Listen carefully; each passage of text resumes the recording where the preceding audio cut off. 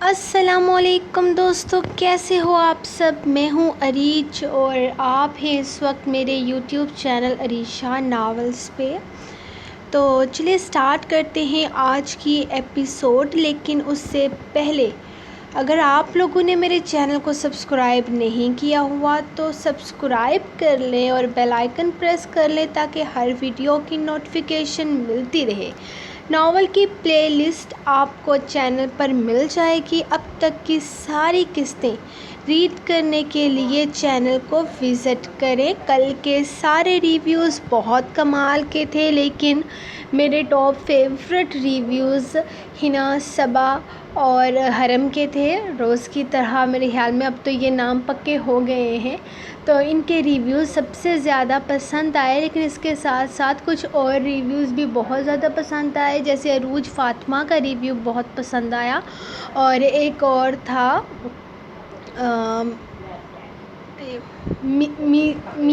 منسا بطول۔ تو thank you so مچ منسا بطول، آپ کا بھی بہت زبردست لگا مجھے کمنٹ۔ تو ایسے ہی کامنٹ کرتے رہیے، اور انشاءاللہ یہ ناول فیس بک پر بھی پوسٹ ہونا شروع ہو جائے گا صبح سے۔ تو اگر آپ لوگوں نے ابھی تک میرا فیس بک گروپ جوائن نہیں کیا تو کر لیں اور وہاں پہ خوب مستیاں کریں۔ وہ آپ لوگوں کی مستیوں کے لیے ہی بنایا گیا ایک گروپ ہے۔ لیٹس سٹارٹ آج کی ایپیسوڈ۔ مرمے کائزان قسط نمبر 32، تحریر اریج شاہ۔ رات تقریباً 2:30 بجے کا وقت تھا جب وہ آہستہ سے اس کا نازک ہاتھ اپنے اوپر سے ہٹاتا اس کے قریب سے اٹھتے ہوئے کھڑا ہوا تھا۔ اس نے مڑ کر دیکھا، وہ گہری نیند سو رہی تھی۔ وہ خاموشی سے کمرے سے باہر نکلتے ہوئے کمرے کے دروازے کو باہر سے لاک کر چکا تھا۔ اس کی منزل زیادہ دور نہیں تھی۔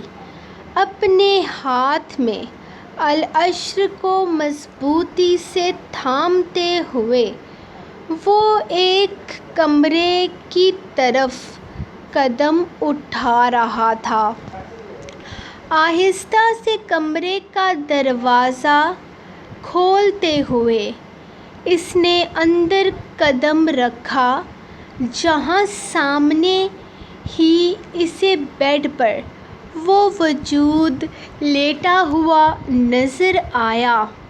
اسے یاد تھا تقریباً 2 مہینے پہلے ہی تو وہ اسے اپنی طرف سے موت کے حوالے کر گیا تھا، لیکن وہ زندہ تھا اور اس کے سامنے تھا، اور اسے زندہ دیکھ کر اسے خوشی نہیں ہوئی تھی۔ دوپہر میں ہی اس کی نظر اس کے آدمی پر پڑی تھی۔ وہ یہاں ہسپتال میں کیوں تھا، اسے سمجھنے میں زیادہ وقت نہیں لگا تھا، اور اس وقت وہ آ گیا تھا ساری انفارمیشن لے کر۔ اس کے قریب آتے ہوئے اس نے آہستہ سے اس کے اوپر سے کمبل ہٹایا، اور پھر ایک ساتھ نہ جانے کتنے وار کر کے اسے خاموشی سے موت کی نیند سلا دیا۔ اسے سکون مل گیا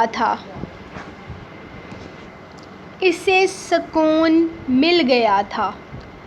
وہ خاموشی سے جس طرح آیا تھا اسی طرح واپس لوٹ گیا۔ اس کے ہاتھ پیر پر کافی خون لگا ہوا تھا، لیکن اس وقت کوریڈور میں کوئی بھی نہیں تھا۔ اپنے کمرے میں داخل ہوتے ہوئے اس نے ایک نظر بیڈ پر لیٹی مریم کو دیکھا، اور پھر رسل کو فون کیا۔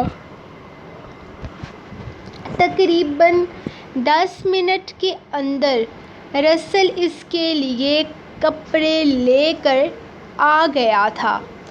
جب تک وہ نہا کر فریش ہوتا، وہ اس کے پرانے کپڑے ہسپتال کے اس کمرے سے غائب کر چکا تھا۔ وہ فریش ہو کر پرسکون سا واپس مریم کے پاس بیڈ پر آیا تھا۔ مریم گہری نیند میں تھی۔ اسے اپنی باہوں میں قید کرتا وہ خود کو سکون پہنچاتا آنکھیں موند گیا تھا۔ قائزان اٹھیں، باہر پولیس آئی ہوئی ہے، ہسپتال میں کسی کا مرڈر ہو گیا ہے، اتنے سارے لوگ آئے ہوئے ہیں باہر، ہسپتال بھرا ہوا ہے۔ وہ جو ہمارے کمرے سے 3 کمرے چھوڑ کر کمرہ نہیں تھا، وہاں پہ رات کو ایک آدمی کو قتل کیا گیا۔ ہائے بیچارہ، پتہ نہیں کون تھا۔ اللہ پاک اس کو جنت الفردوس میں اعلیٰ مقام عطا کرے۔ نہ جانے کس نے آدھی رات کو اس کا قتل کر دیا۔ بڑا برا ہوا کے ساتھ کہہ رہے تھے کہ 2 مہینے سے کوما میں تھا، مطلب کہ خود ہی آدھا مرا ہوا تھا اور کسی نے دنیا سے ہی ہٹا دیا۔ کتنی غلط بات ہے نا، وہ جو پہلے ہی زندگی اور موت کے بیچ میں جھول رہا تھا، اسے موت کے حوالے کر دیا۔ وہ اسے جگاتے ہوئے اس کے سر پر بیٹھی اسے مسلسل بتائے جا رہی تھی۔ قائزان نے ایک نظر اسے دیکھا اور پھر انگڑائی لینے کے لیے بازو کھولنے چاہے۔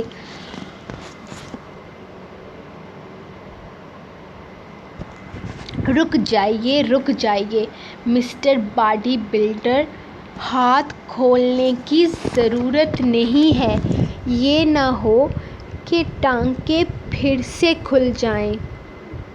ڈاکٹر نے منع کیا ہوا ہے نا ہلنے جلنے سے، لیکن آپ کو کون سمجھائے۔ پتہ نہیں اتنا ایکشن مار کر کیا ثابت کرنا چاہتے ہیں۔ رکیں، میں آپ کے لیے ناشتہ لے کر آتی ہوں، میں اپنے ہاتھوں سے کھلاؤں گی۔ آپ نے بالکل بھی ہاتھ یوز نہیں کرنا۔ ایسا کرتی ہوں، پہلے پانی لے آتی ہوں، آپ کا منہ ہاتھ دلوا لیتی ہوں، برش بھی یہیں کر لیجیے۔ یہ نہ ہو کہ واش روم میں پانی دیکھ کر فری ہو جائیں اور پھر نہانے کے لیے آپ کی باڈی کے جراثیم ناچ گانا شروع کر دیں۔ ڈاکٹر نے کہا ہے کہ جب تک آپ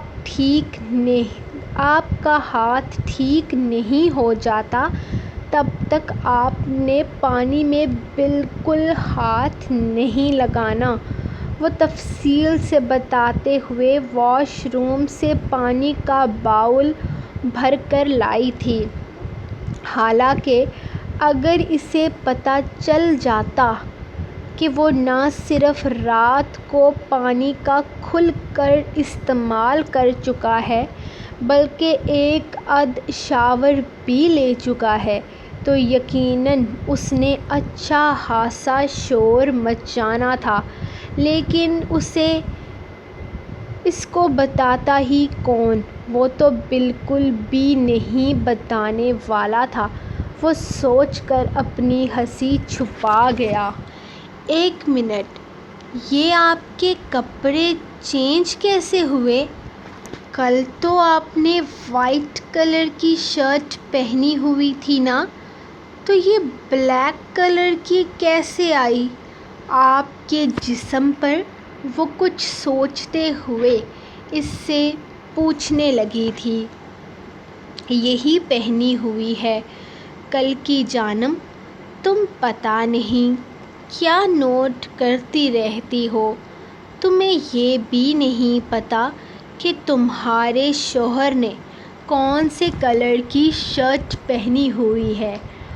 وہ الٹا اس پر بات بناتے ہوئے بولا تو وہ کنفیوز ہو گئی۔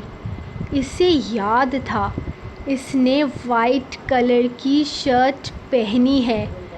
کل ڈاکٹر نے کہا تھا کہ اسے ہسپتال کا ڈریس چینج کرنا ہوگا۔ اسے یاد تھا کہ اس نے وائٹ کلر کی شرٹ پہنی تھی۔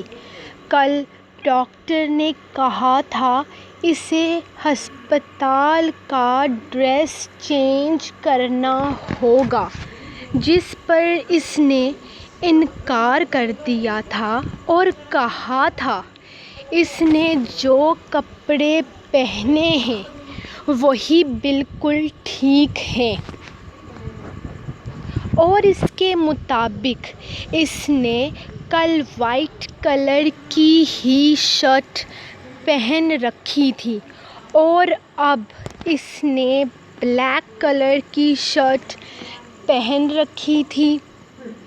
اور اس نے کیا وہ سچ میں کچھ بھول گئی تھی یا یہ وہی تھی جو وہ کہہ رہا تھا؟ اب شرٹ کو ہی سوچتی رہو گی یا کچھ کھانے کے لیے بھی دو گی؟ یار بہت بھوک لگی ہوئی ہے، وہ برش کرتے ہوئے اس سے پوچھ رہا تھا، جبکہ وہ فوراً ہاں میں سر ہلاتی اس کے لیے ناشتہ تیار کرتی بیڈ پر لے آئی تھی۔ رسل سے پوچھو کہ کب تک نکلنا ہے، میں مزید یہاں نہیں رکنا چاہتا۔ ایک بائٹ خود کھاتے ہوئے اس نے دوسرا بائٹ مریم کے منہ میں ڈال دیا تھا۔ آپ سے کسی نے پوچھا کہ آپ کو یہاں رہنا ہے یا نہیں؟ ڈاکٹر آ کر چیک اپ کرے گا، اس کے بعد میں فیصلہ کروں گی کہ آپ کو یہاں رہنا ہے یا جانا ہے۔ آپ آرام سے ناشتہ کریں، بنا کوئی بھی بات کیے۔ اس نے اس کی طرف دیکھتے ہوئے حکم سنایا تھا، جس پر وہ ایک نظر اسے دیکھتا خود ناشتہ کرتے ہوئے اسے بھی ناشتہ کروا رہا تھا۔ وہ حکم بہت چلاتی تھی اور اس کا حکم چلانا اسے پسند تھا۔ شکر ہے آپ دونوں آ گئے، یہ تو میری بات سنتے ہی نہیں۔ میری کسی بات میں ان کو انٹرسٹ ہی نہیں ہے۔ رسل اور رفیل کو کمرے کے اندر داخل ہوتے دیکھ وہ پہلی دفعہ خوش ہوئی تھی۔ کیا یہ تمہاری نہیں سنتا مریم بی بی؟ اگر یہ تمہاری نہیں سنتا تو یہ دنیا میں کسی کی نہیں سنتا۔ تمہیں پتہ ہے قائزان کے سامنے اگر کوئی فضول بکواس کرے تو وہ اس کا کیا حال کرتا ہے، لیکن تمہاری ساری فضولیات وہ خوشی سے سنتا ہے، اور تم کہتی ہو کہ وہ تمہاری بات نہیں سنتا۔ رفیل نے اس کی بات کو کچھ زیادہ ہی دل پر لے لیا تھا۔ فضول مت بولو رفیل، بولو مرم، تم کیا کہنا چاہتی تھی؟ رسل اسے ٹوکتے ہوئے بولا، کیونکہ مرم کی شکل سے لگ رہا تھا کہ وہ ان دونوں کو بہت خاص بات بتانا چاہتی تھی۔ ہاں، ان کو چھوڑو، یہ تو ویسے بھی فضول ہی بولتے رہتے ہیں۔ آپ کو پتہ ہے، آپ لوگوں کے آنے سے پہلے یہاں باہر 3 کمرے چھوڑ کر مرڈر ہوا ہے۔ ایک آدمی یہاں 2 مہینے سے کوما میں تھا اور رات کو کسی نے اسے جان سے مار ڈالا۔ پتہ نہیں بیچارہ کون تھا۔ بیچارے کی فیملی ہوئی ہوگی، گھر والے ہوئے ہوں گے۔ پتہ نہیں ان لوگوں کو پتہ بھی چلا ہوگا کہ نہیں کہ جس شخص کی امید پر وہ بیٹھے ہوئے ہیں کہ کبھی نہ کبھی اس کو ہوش آ جائے گا، وہ اس دنیا میں ہی نہیں رہا۔ وہ بڑے افسوس سے ان دونوں کو بتا رہی تھی جب رسل نے ایک نظر کائزان کی طرف دیکھا، جو اس سارے قصے سے کافی زیادہ اکتایا ہوا لگ رہا تھا۔ تمہیں یہ ساری باتیں کس نے بتائی؟ میرا مطلب ہے کہ تم تو کمرے سے باہر نکلتے نہیں، تو تمہیں کیسے پتہ چلا کہ یہاں پر کوئی مرڈر وغیرہ ہوا ہے؟ رسل اس کی طرف دیکھتے ہوئے سوال کرنے لگا۔ ارے وہ نرس ہے نا توشیبا، اس نے آ کر بتایا۔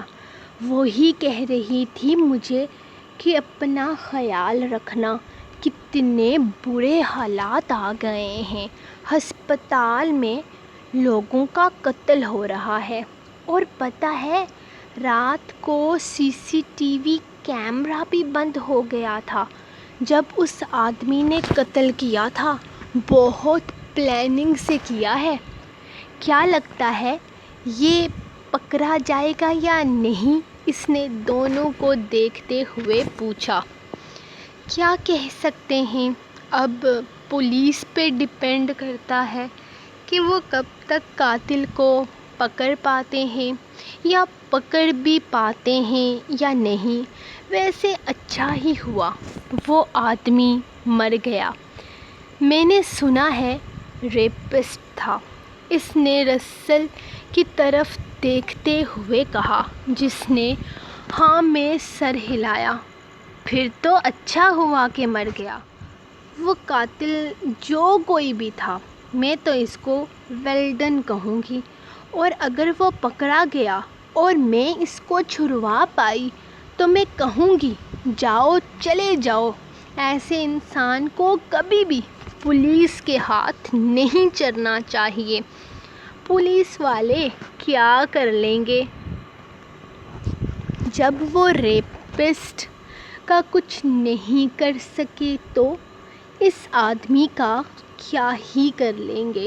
وہ اچانک اپنے بیان بدل چکی تھی، جبکہ اس کے اچانک بدلنے پر کائزان تو ہنسا ہی، رسل اور رفیل کی بھی ہنسی نکل گئی۔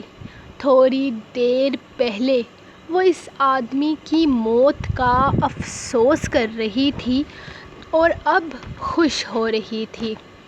ہاں، وہ ریپسٹ تھا۔ سننے میں آیا تھا کہ اس نے 17 سالہ لڑکی کا ریپ کیا تھا اور پھر اس کی لاش کے چھوٹے چھوٹے ٹکڑے کر کے پانی میں بہا دیے تھے۔ ایسے انسان کے ساتھ ایسا ہی ہونا چاہیے تھا، رفیل نے تفصیل سے بتایا، جبکہ وہ اٹھ کر کائزان کے پاس آ کر بیٹھ گئی تھی، تھوڑی دیر پہلے جو وہ قاتل کے خلاف بول رہی تھی اب قاتل کی تعریفوں کے پل باندھ رہی تھی، جبکہ وہ پہلے بھی خاموشی سے اس کی بونکیاں سنتا رہا تھا اور اب بھی سن رہا تھا، کیونکہ اس کے پاس اور کوئی آپشن نہیں تھا۔ آخر اسے ڈسچارج کر دیا گیا تھا۔ نصیر کا تو کوئی ارادہ نہ تھا اسے بخشنے کا، لیکن اس کے گھورنے کا تھوڑا سا اثر نصیر نے لے لیا تھا، اور پھر جب اس نے اسے اپنا چاقو دکھایا تو اس نے فوراً اسے جانے کی اجازت دے دی تھی۔ گھر پہنچ کر اس نے سب سے پہلے مریم سے تیاری کرنے کے لیے کہا تھا، کیونکہ ان لوگوں کو آج شام کی فلائٹ سے ترکی کے لیے نکلنا تھا۔ وہ اب اس کام میں دیر نہیں کرنا چاہتا تھا، اسے انجم کو جواب دینا تھا، اس کے مجرموں کو ختم کرنا تھا، ان کا عبرتناک انجام دکھانا تھا۔ مریم نے کہا تھا کہ جب تک وہ ٹھیک نہیں ہو جاتا وہ کہیں نہیں جائے گی، لیکن اس وقت وہ اس کے نخرے اٹھانے کے موڈ میں نہیں تھا، اسی لیے کہہ دیا تھا کہ تیاری کرو، اور باہر ڈبلیو کے پاس آ گیا۔ جب وہ واپس آیا تو وہ پیکنگ کر چکی تھی، وہ سارا کام ختم کر چکی تھی۔ ڈبلیو کا خیال رکھنے کا کہہ کر وہ شام میں ہی اسے لے کر ایئرپورٹ کے لیے نکل گیا تھا، جبکہ وہ سارے راستے خاموش ہی رہی تھی۔ اس کی خاموشی اسے سمجھ نہ آئی تھی، اس نے اس پر نہ تو غصہ کیا تھا نہ ہی سختی، تو وہ خاموش کیوں تھی؟ اس کے بلانے پر بھی وہ ہاں نہ میں جواب دے رہی تھی۔ اسے مریم کا یہ انداز سمجھ نہیں آیا۔ کیا بات ہے مریم، تم خاموش کیوں ہو؟ اچانک سے کیا ہوا ہے تمہیں؟ تم تو ترکی جانے پر خوش تھی، تو اب اچانک کیا ہوا تمہیں؟ وہ جہاز میں بیٹھا اس سے پوچھ رہا تھا، جبکہ وہ منہ بنائے بیٹھی ہوئی تھی۔ میں ناراض ہوں، مجھ سے بات نہ کریں، میرا بالکل بھی دل نہیں کر رہا آپ سے بات کرنے کا، مجھے مت بلائیں آپ۔ وہ منہ بسور کر چہرہ پھیر گئی۔ لیکن کیوں؟ یہ بھی تو بتاؤ نا، ایسا بھی کیا ہو گیا جس کی وجہ سے تم مجھ سے ناراض ہو گئی ہو؟ وہ اس سے پوچھنے لگا۔ اسے خود پر حیرت ہو رہی تھی، قائزان کاظمی کسی کے اس طرح کے نخرے اٹھا رہا تھا، اور وہ بھی ماتھے پر شکن لائے بنا۔ اسے یاد تھا وہ ایسے لوگوں کا کیا حال کرتا تھا جو اسے نخرے دکھاتے تھے، لیکن یہاں اور وہاں زمین آسمان کا فرق تھا۔ یہاں اس کی زندگی کا سب سے خاص انسان تھا، جس کے سامنے دنیا کی ہر خوشی بیکار تھی۔ اس کی زندگی تھی، اس کی زندگی اس سے ناراض تھی۔ بیبی بتاؤ نا، کیوں ناراض ہو؟ ایسے تو مجھے پتہ ہی نہیں چلے گا۔ اس طرح سے ناراض ہو کر تمہیں ناراضگی کا بھی کوئی فائدہ نہیں ہوگا۔ آپ نے میری بات نہیں مانی اور حکم چلایا۔ وہ اسے دیکھ کر بولتی چہرہ پھیر گئی۔ کون سی بات نہیں مانی بیبی؟ اور کون سا حکم چلایا میں نے تم پر؟ حکومت تو تم کرتی ہو مجھ پر۔ وہ پریشان سا کہنے لگا۔ ہاں وہ تو میں کرتی ہوں اور آگے بھی میں نے کرنی ہے، بٹ میں نے آپ سے بولا کہ ہم ترکی نہیں جا رہے آپ کی طبیعت ٹھیک ہونے تک، تو آپ نے کہا تیاری کرو اور باہر نکل گئے۔ سو روڈ۔ وہ ناراضگی سے کہتی بالکل چھوٹی بچی لگی تھی۔ ہاں کیونکہ آج کی ہماری فلائٹ تھی بیبی۔ وہ صفائی پیش کر رہا تھا۔ ہاں تو آپ کو ایسا کہنا تھا نا کہ مریم جان ایسا ممکن نہیں ہے، ہماری مجبوری ہے، فلائٹ ہے، آج ہی جانا ہے، تیاری کرو۔ کیا ہوتا ہے؟ وہ بھی اتنا خڑوس انداز میں۔ آپ نے اتنے برے طریقے سے بات کی میرے ساتھ۔ میں نہیں بولتی آپ سے۔ اگر لاڈ سے ہمیشہ بات نہیں کر سکتے تو ابھی بھی مت کرو۔ میری چھوٹی امی کبھی مجھ سے پیار سے بات نہیں کرتی، لیکن وہ جیسے بھی بات کریں برا نہیں لگتا، کیونکہ وہ ہمیشہ سے ایسی ہی ہیں۔ ابا بھی ایسے ہی ہیں۔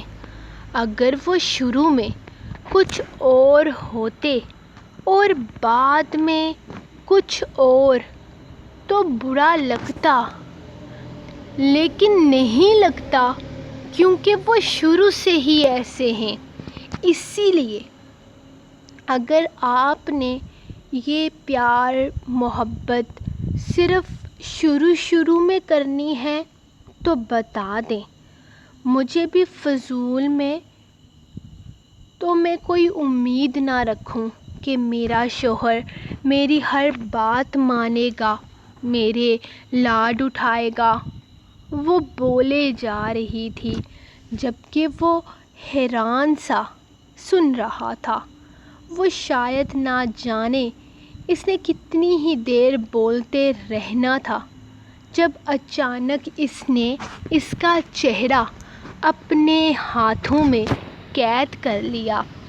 مریم کائزان کاظمی کی شہزادی ہے، جس کے لاڈ اٹھانا، جس کے نخرے اٹھانا کائزان کاظمی خود پر فرض سمجھتا ہے، اور میں تم سے وعدہ کرتا ہوں میں ساری زندگی تمہارے لاڈ ایسے ہی اٹھاؤں گا۔